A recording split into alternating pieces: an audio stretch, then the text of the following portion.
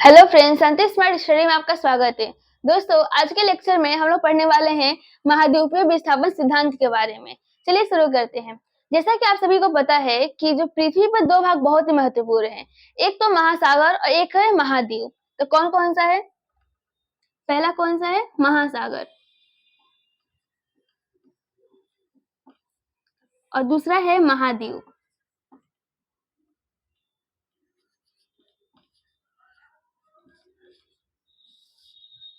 अगर प्रतिशत की बात करें तो जो महासागर है ये 70.8%, ये पृथ्वी का इतना भाग है। और जो महाद्वीप है ये है 29.2%, ये इतना महाद्वीप है। और आज सबका मानना है कि जो ये महाद्वीप है वो एक दूसरे से दूर जा रहा है, यानी महाद्वीपों के बीच की जो दूरी है वो बढ़ रही है। और इसी के कारण यहाँ पे दो सिद्धांत दिया गया है। जो पहला सिद्धांत है वो है महाद्वीपीय विस्थापन सिद्धांत। पहला सिद्धांत है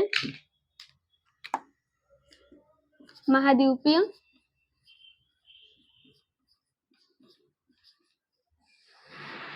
विस्थापन सिद्धांत।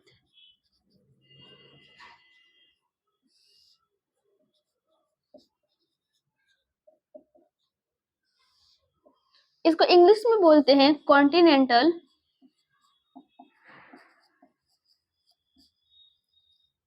Continental drift theory. जो दूसरा सिद्धांत है वह है प्लेट विवर्तनिकी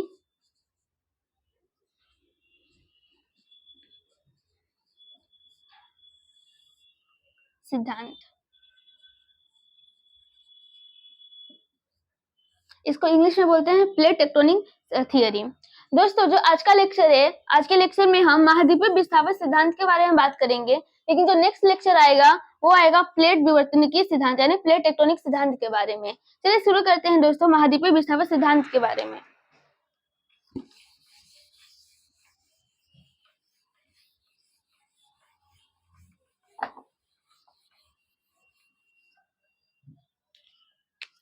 जो महाद्वीपीय विस्थापन सिद्धांत है यह एक वैज्ञानिक वेगनर के द्वारा दिया गया है। यह सिद्धांत किसके द्वारा दिया गया? वेगनर के द्वारा।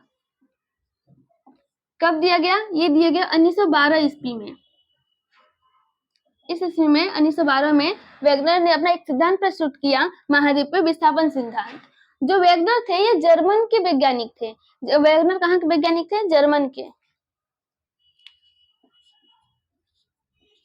के वैज्ञानिक थे। और दोस्तों, जो वेगनर थे ये जलवायु शास्त्री थे, यानी कि जलवायु के बारे में अध्ययन करते थे। तो ये कौन से वैज्ञानिक थे? जलवायु शास्त्री।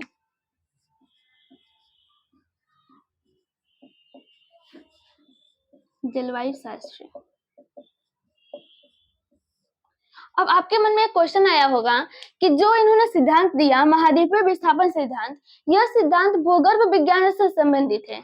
और जो ये वैज्ञानिक है ये जलवायु शास्त्री है। एक जलवायु शास्त्री वैज्ञानिक भूगर्भ विज्ञान से संबंधित सिद्धांत कैसे दे सकता है? तो मैं आपको बता दूं, जैसे जैसे हम आगे सिद्धांत में चलेंगे तो हमें पता चल जाएगा कि कैसे इन्होंने जलवायु के बारे में अध्ययन करते करते भूगर्भ में चले गए। यानी जो इनका तात्पर्य था ये था कि जलवायु के बारे में विश्लेषण करें, स्पष्टीकरण करें। तो दोस्तों, इनका तात्पर्य ऐसा नहीं था कि भूगर्भ विज्ञान के बारे में स्पष्टीकरण करें, इनका तात्पर्य था कि जलवायु के बारे में करें। और ये जलवायु के बारे में स्पष्टीकरण चले। इन्होंने कहा कि अगर हमें जानना है कि जलवायु किस प्रकार है, तो इन्होंने कहा कि जो जलवायु दो प्रकार की ही हो सकती है, या तो जलवायु गर्म होगी या जलवायु ठंडी होगी। तो जलवायु कितने प्रकार की हो सकती है? दो प्रकार की।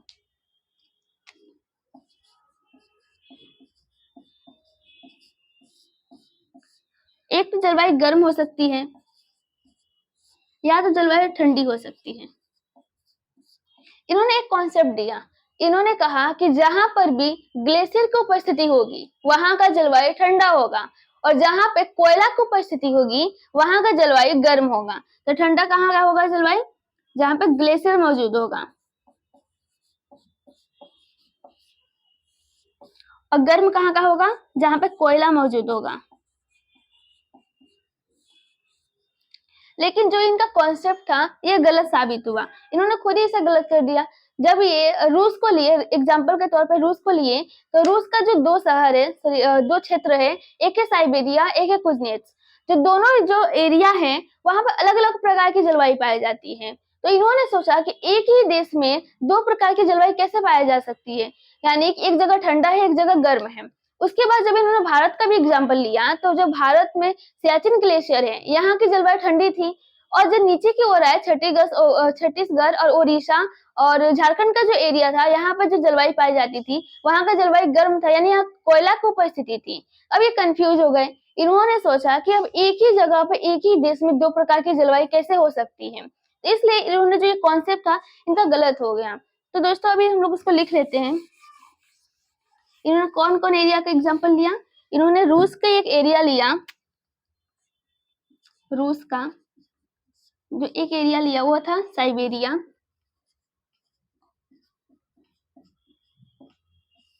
और एक और एरिया लिया जिसका नाम था कुजनेट्स।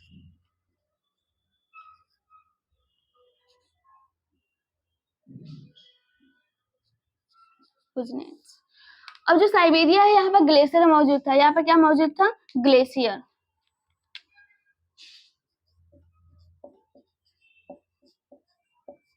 और जो ये एरिया था, यहाँ पे क्या था? कोयला था। और ये जो दोनों एरिया ये रूस के ही हिस्से में थे, ये रूस का ही पार्ट था। और वैसे ही जब भारत का एग्जाम्पल लिए, तो भारत में भी जो सियाचिन ग्लेशियर है, सियाचिन ग्लेशियर, जो ये वाला एरिया है, यहाँ की जो जलवायु थी वो ठंडी थी, लेकिन जो अब नीचे की ओर आए उड़ीसा वाला एरिया था और झारखंड वाला एरिया था, तो यहाँ पे जो यहाँ पे कोयला की उपस्थिति मिली।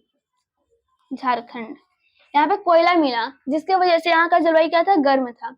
अब ये इसे पूरी तरह से कंफ्यूज हो गए कि अब इनको क्या करें, क्योंकि एक ही जगह पे दो प्रकार की जलवायु का होना, और तो क्या इनके जो कॉन्सेप्ट था उसको गलत साबित कर रहा था। तो इन्होंने क्या किया कि एक और इन्होंने कहा कि ये दो ही कॉन्सेप्ट से हो सकता है, या तो जो जलवायु कटिबंध है उसका स्थानांतरण हुआ होगा, या जो प्लेट है उनका स्थानांतरण हुआ होगा। यानी इनमें दो प्रकार के कॉन्सेप्ट को लेकर चला।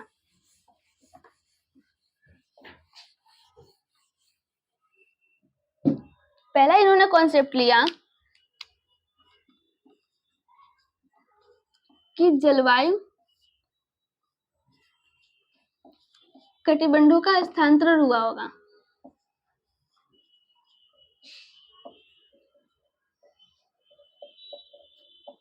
स्थानांतरण हुआ है, या तो फिर जो प्लेट है इनका स्थानांतरण हुआ है।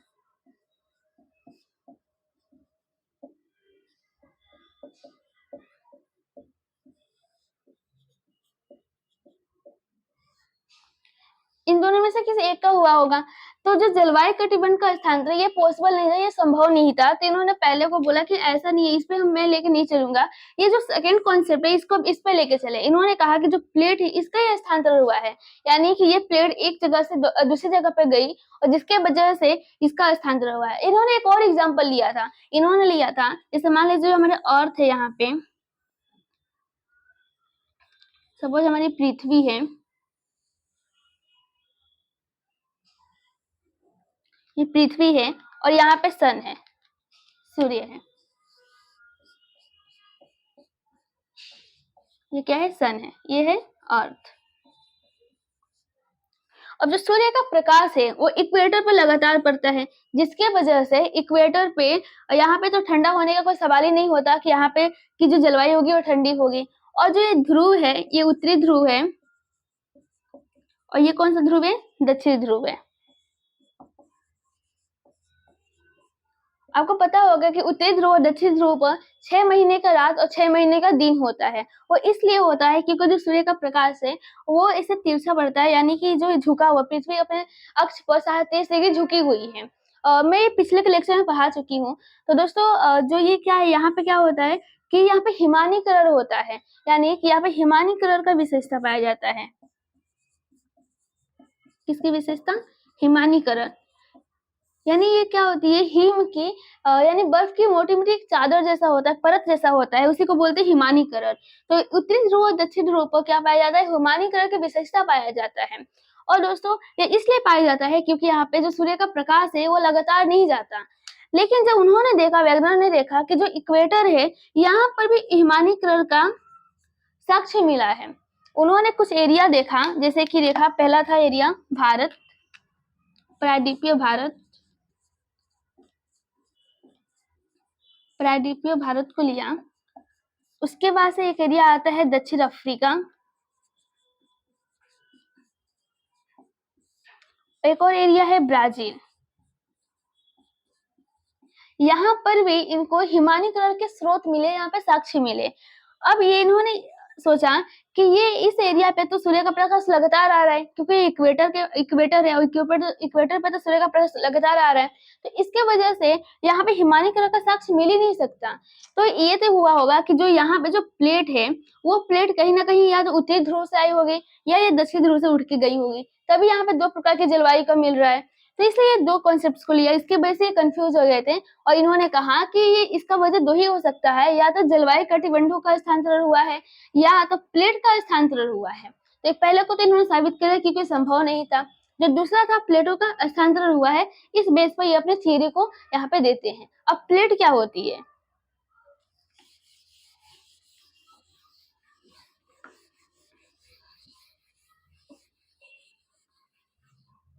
दोस्तों, प्लेट से मेरा ये संभव नहीं है खाने वाला प्लेट। तो जो दोस्तों जो प्लेट है इसका मतलब है कि ये पृथ्वी का विशाल भूभाग, जिसे आप महाद्वीप के नाम से जानते हैं।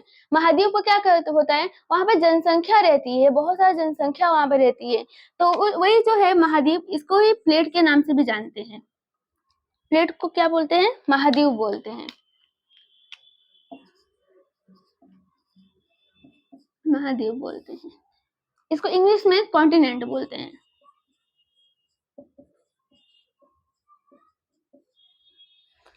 और ये जो प्लेट है, तो आपको पता है कि अभी पृथ्वी पर कुल मिला के 7 महाद्वीप है। जो पहला महाद्वीप है वो है एशिया।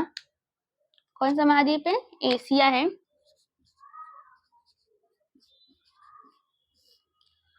अफ्रीका है,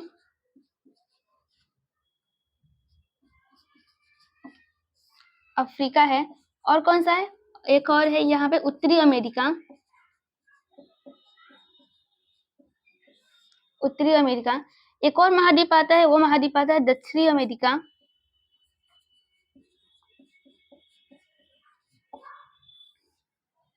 एक और महाद्वीप है, वह है अंटार्कटिका।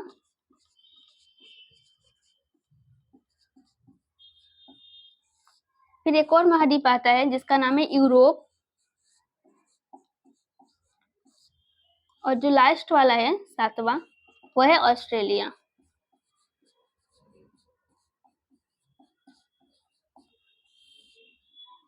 इन्होंने कहा जो ये महाद्वीप है इन्हीं का विस्थापन हुआ है। यानी विस्थापन का मतलब होता है कि ये जो महाद्वीप है वो एक जगह से दूसरी जगह पे गई हुई है। यानी जो ये प्लेट है इनमें क्या हो रहा है, इनमें ये प्लेट अस्थाई नहीं है, यानी अस्थाई है। ये जो प्लेट है इनका बहाव हो रहा है, एक दूसरे से दूर जा रही है। और दोस्तों यही पर इन्होंने सिद्धांत दिया। और दोस्तों जैसे विस्थापन हो रहा है, तो यहाँ पे क्या हो रहा है, विस्थापन हो रहा है। किसका विस्थापन हो रहा है, इन प्लेटों का विस्थापन हो रहा है, यानी महाद्वीप का विस्थापन हो रहा है।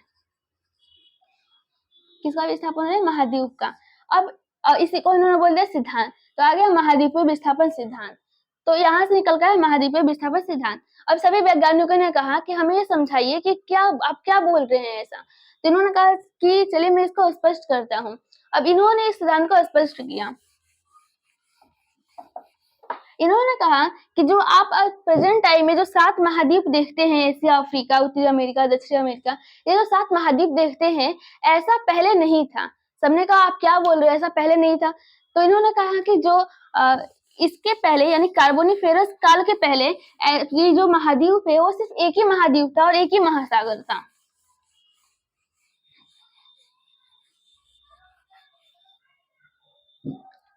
यानी कितना महाद्वीप था, एक ही महाद्वीप था।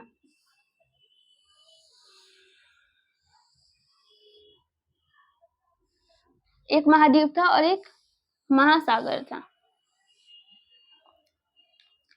कि जो ये महाद्वीप है, जो आज के समय पे आप देख रहे हो, ये क्या हो रहे हैं, ये सब एक में जुटे हुए थे और जुड़े होने के कारण ये एक ही महाद्वीप था, यानी सुपर कॉन्टिनेंट था, सुपर कॉन्टिनेंट।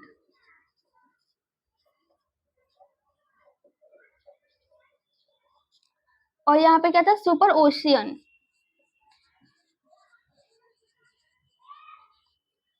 इन्होंने इसका नाम भी दिया, इन्होंने इस महाद्वीप का नाम दिया, इस विशाल महाद्वीप का नाम दिया, इसका नाम दिया वो उन्होंने पेंजिया, और इस सुपर ओशियन को कहा पेंथोलासा।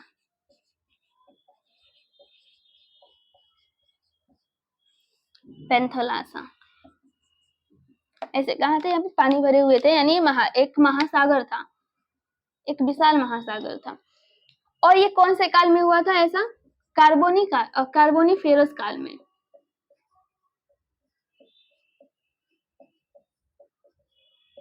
यानी कार्बोनीफेरस काल में सभी महाद्वीप एक दूसरे से जुड़े हुए थे, जिसको उन्होंने नाम दिया पेंजिया, जो महासागर था उसका नाम दिया पेंथोलासा। अब उन्होंने कहा कि जैसे ये त्रियासिक काल आया, कौन सा काल आया,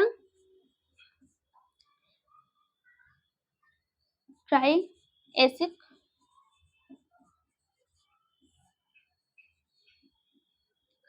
जब ये काल आया तो ये जो ये महाद्वीप है, इसमें क्या हो गया, इसमें दरार आ गया, यानी ये महाद्वीप टूट गया। सबने पूछा टूटा कैसे, तो इन्होंने कहा कि जैसे जो हमारे इक्वेटर होता है, वहां पे क्या होता है, जो गुरुत्वाकर्षण बल थोड़ा कम रहता है, लेकिन अब कंपेयर करें ध्रुवों पे, तो जो उत्तरी ध्रुव है, जो दक्षिण ध्रुव है, यहाँ पे गुरुत्वाकर्षण बल बहुत ही अधिक मात्रा में रहता है, जिसके वजह से सपोज ये हमारा क्या है, उत्तरी ध्रुव है, ये दक्षिण ध्रुव है। अब यहाँ से क्या लगा, गुरुत्वाकर्षण बल लगा, और इधर भी गुरुत्वाकर्षण बल लगा, जिसके वजह से दोनों ओर से खिंचाव हुआ, और खिंचाव होने की वजह से ये बीच से ये टूट गया। जब बीच से टूटा, तब ये जो आजू बाजू का जो आसपास का जो ये महासागर था, जो पानी था, वो इसके बीच में चला गया, खाली स्थानों में चला गया, और यहाँ पर एक सागर का निर्माण हुआ, जिसका नाम है तेथिस सागर। किसका निर्माण हुआ, तेथिस सागर।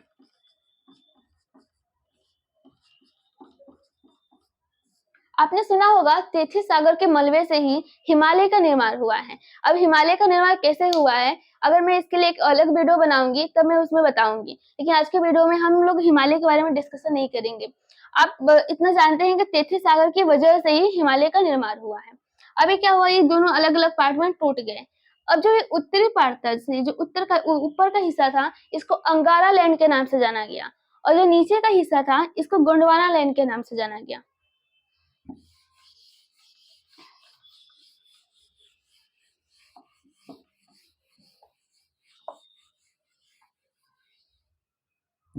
ऊपर के हिस्से को क्या कहा गया,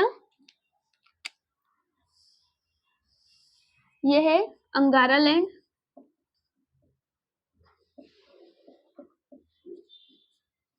अंगारा लैंड, और जो नीचे का हिस्सा था, ये है गोंडवाना लैंड।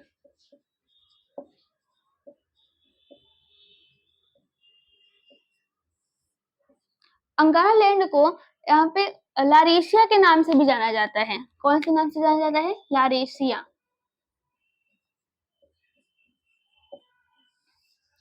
इसे लारेशिया कहा जाता है। अब यहाँ पे यहाँ पे क्या है, एक सागर का निर्माण हुआ, उसका क्या नाम है, तेथिस सागर, तेथिस सागर। अब दोस्तों क्या हुआ कि अब इसमें जो विखंडन था, यानी जो इसका टूटना था, वो जारी रहा, और ये कई पार्ट में फिर टूटा गया। जो गोंडवाना लैंड है, इससे ये कई भागों में टूट गया। जैसे पहले इसमें देखते हैं, अंगारा लैंड भी कई भागों में टूटा। तो अंगारा लैंड टूटा उत्तरी अमेरिका, अंगारा लैंड से उत्तरी अमेरिका अलग हुआ, और अलग हुआ यहाँ से एशिया, और एक और महाद्वीप अलग हुआ, वह है यूरोप। यहाँ से अंगारा लैंड से 3 महाद्वीप अलग हो गए। अब गोंडवाना लैंड से भी बहुत सारे महाद्वीप अलग हुए, जैसे कि एक महाद्वीप यहाँ से अलग हुआ, ऑस्ट्रेलिया, ऑस्ट्रेलिया। एक और महाद्वीप अलग हुआ, उसका नाम है दक्षिणी अमेरिका।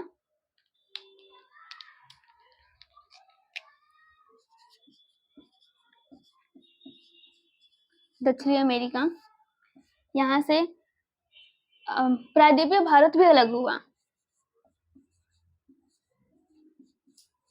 प्रायद्वीपीय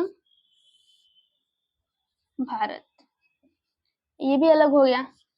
एक और चीज अलग हुआ, वो अलग हो गया ऑस्ट्रेलिया, दक्षिण अमेरिका, प्रायद्वीपीय भारत, और इतना अलग हुए, और भी बहुत सारी चीजें यहाँ से अलग हुई, छोटे छोटे पार्ट में टूट गया। अब दोस्तों यहाँ से तो ये टूट गया, अलग हो गया अंगारा लैंड और गोंडवाना लैंड। गोंडवाना लैंड भी कई भागों में बट गया, अंगारा लैंड भी कई भागों में बट गया।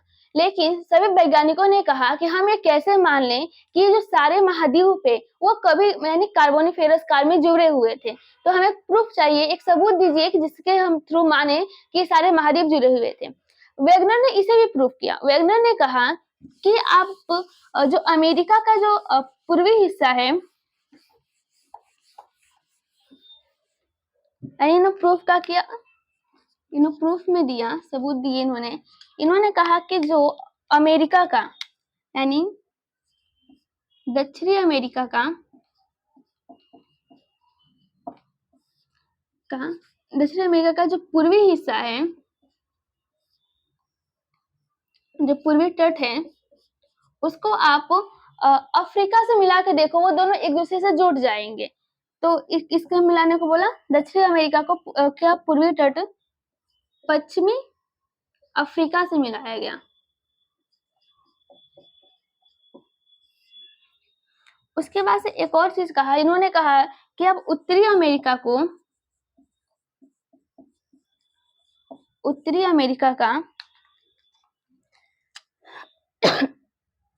उत्तरी अमेरिका का जो पश्चिमी तट है,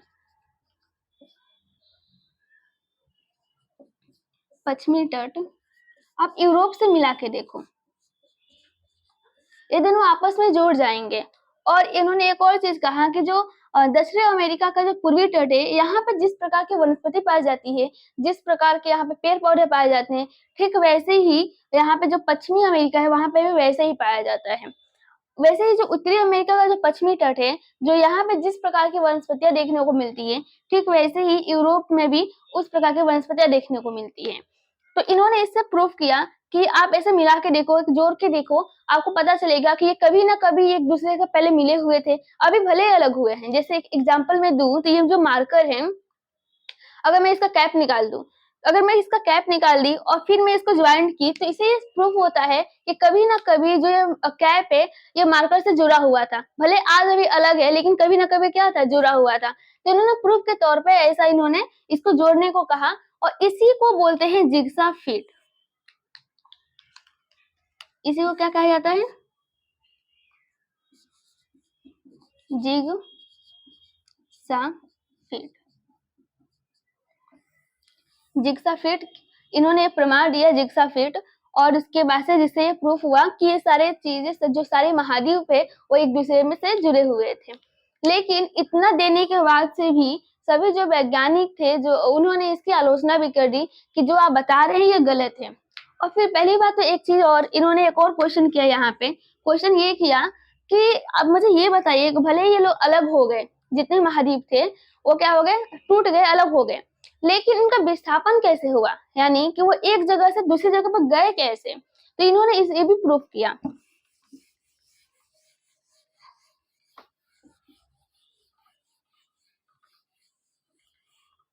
इन्होंने कहा कि जो मैं शुरू में बल बताया था गुरुत्वाकर्षण शक्ति के द्वारा ये महाद्वीप जो अंगारा लैंड और गोंडवाना लैंड अलग हुए थे, तो उसी जो वो बल है ग्रेविटेशनल फोर्स यानी गुरुत्वाकर्षण बल, गुरुत्वाकर्षण बल, इसके वजह से जो प्लेट थी यानी जो महाद्वीप थे वो उत्तर दिशा की ओर विस्थापित हुए। कौन सा दिशा की ओर, उत्तर दिशा की ओर, बल के कारण इनका विस्थापन उत्तर दिशा की ओर हुआ। और एक और यहाँ पे बल आता है, वो आता है सूर्य और चंद्रमा का आकर्षण बल। कौन सा बल आया, सूर्य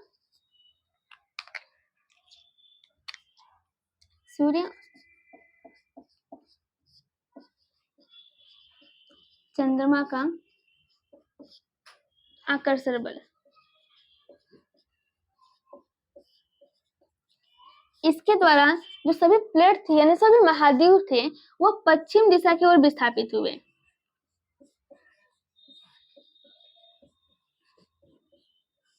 पश्चिम दिशा की ओर विस्थापित हुए। वो इसलिए क्योंकि जो हमारी पृथ्वी है वो पश्चिम से पूर्व दिशा में घूमती है, इसलिए इनका विस्थापन किस दिशा में हुआ? पश्चिम दिशा में हुआ। इन्होंने एक और प्रूफ किया, एक और चीज यहाँ पे दिए। इन्होंने कहा कि जो हमारी पृथ्वी की जो परत है, यानी जो हमारी ऐसे पृथ्वी है, जो है इसका पहला परत है वो है सियार।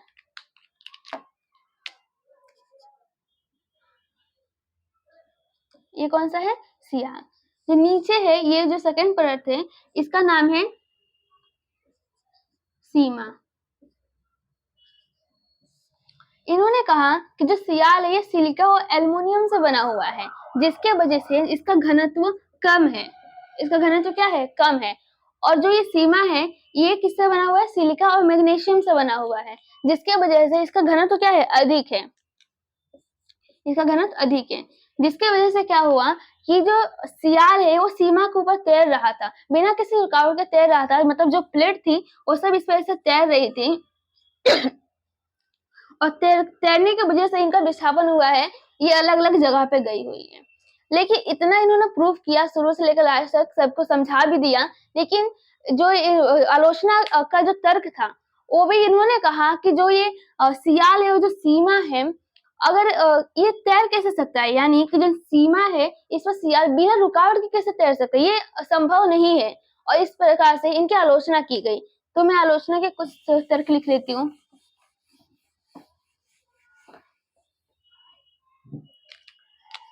आलोचकों का जो पहला तर्क था, उन्होंने उनसे पूछा कि आप ये बताइए कि कार्बोनिफेरस काल में जो पेंजिया था वो अलग हो गया, लेकिन उसके पहले पेंजिया अलग क्यों नहीं हुआ? अगर अलग हुआ तो वो मतलब वो किस फोर्स के द्वारा, किस बल के द्वारा वो जुड़ा हुआ था? अब विक्रम महाशय चुप हो गए। उन्होंने कहा कि इसके मेरे पास इसके लिए कोई सबूत नहीं है, मैं ये स्पष्ट नहीं कर सकता कि किस वजह से, किस फोर्स के द्वारा वो पेंजिया वो जुड़ा हुआ था। तो ये क्या हुआ? पहले वाले में असमर्थ हो गए। तो पहला वाला क्या था? पेंजिया किस फोर्स के वजह से, यानी किस शक्ति के वजह से, शक्ति के कारण जुड़ा था। इन्होंने कहा कि मैं इसमें हार मानता हूँ, मैं ये नहीं बता पाऊंगा कि पेंजिया किस बल के कारण मतलब कार्बोनिफेरस काल में जुड़ा हुआ था। तो पहला क्या हुआ? ये गलत हो गया, ये नहीं बता पाए। जो सेकंड आया, सबने उनसे पूछा कि जो ये सियाल है ये बिना रुकावट की सीमा पर कैसे तैर सकता है? इसमें भी ये असमर्थ हो गए, ये भी नहीं बता पाए कि जो सियाल है वो सीमा पर बिना रुकावट के कैसे तैर सकता है, ये भी बताने में क्या हो गए? ये असमर्थ हो गए। और इनकी एक और आलोचना की गई और कहा गया कि आप जिस बल के द्वारा बता रहे हैं कि गुरुत्वाकर्षण बल और सूर्य और चंद्रमा का जो आकर्षण बल है, इसके वजह से गोंडवाना और अंगारा टूट गया या फिर इसमें क्या ये विस्थापन हुआ, तो ये जो बल है वो अपर्याप्त है। यानी अगर सूर्य और चंद्रमा का बल, जो ज्वारीय शक्ति है यानी जो आकर्षण बल है, इतना मजबूत होता कि पृथ्वी के भूमंडल को वो तोड़ सकता, तो जो पृथ्वी जो घूर्णन गति कर रही है वो उसको भी रोक सकता था। पृथ्वी क्या करती? घूर्णन गति नहीं कर सकती थी। तो इसलिए जो ये बल है वो क्या है? अपर्याप्त है। उन्होंने क्या बताया कि जो शक्ति आप बता रहे हो, जो फोर्स बता रहे हो, वो क्या है? सब अपर्याप्त है, अपर्याप्त है। और इस प्रकार से इनकी आलोचना की गई और उसके बाद से महाद्वीपीय विस्थापन सिद्धांत को पूर्ण रूप से स्वीकार भी नहीं किया गया और पूर्ण रूप से अस्वीकार भी नहीं किया गया। इसलिए नहीं किया गया क्योंकि इन्होंने बहुत सारी बातें इन्होंने सही बताया था, क्योंकि इनसे पहले कोई भी वैज्ञानिक ये नहीं बताया था कि जो आज हम महाद्वीप देख रहे हैं वो कभी एक दूसरे से जुड़ा हुआ था। तो इसलिए दोस्तों हम लोग इनके सिद्धांत को पूर्ण रूप से नकार भी नहीं सकते और ना ही पूर्ण रूप से इसे अपना सकते हैं। उसके बाद से इनके बाद एक और वैज्ञानिक आते हैं जिनका नाम है हैरी हेस। वो वैज्ञानिक का क्या नाम है? हैरी हेस। ये जो वैज्ञानिक क्या करते हैं कि जो महाद्वीपीय विस्थापन सिद्धांत है जो वैगनर के द्वारा दिया गया, थोड़ा बहुत इसमें सुधार करते हैं और एक नया सिद्धांत हमें प्रस्तुत करते हैं। उस सिद्धांत को जानते हैं प्लेट विवर्तनिकी सिद्धांत यानी प्लेट टेक्टोनिक सिद्धांत। ये किसके द्वारा दिया गया? हैरी हेस के द्वारा दिया गया। और हैरी हेस ने ये सिद्धांत तभी लाया जब वैगनर ने अपना महाद्वीपीय विस्थापन सिद्धांत प्रस्तुत किया। यानी हम ये कह सकते हैं कि इसी का नतीजा है जो प्लेट विवर्तनिकी सिद्धांत हम पढ़ने को मिलता है या फिर ये आया। इसलिए हम इनके सिद्धांत को पूरी तरह से नकार नहीं सकते और ना ही पूरी तरह से अपना सकते हैं, क्योंकि कुछ कुछ बातें इन्होंने गलत बताई थी या ये जो स्पष्ट ही नहीं कर पाए थे। तो इसलिए आज के लेक्चर में इतना ही। जो नेक्स्ट लेक्चर आएगा वो आएगा प्लेट टेक्टोनिक सिद्धांत के बारे में। Thank you.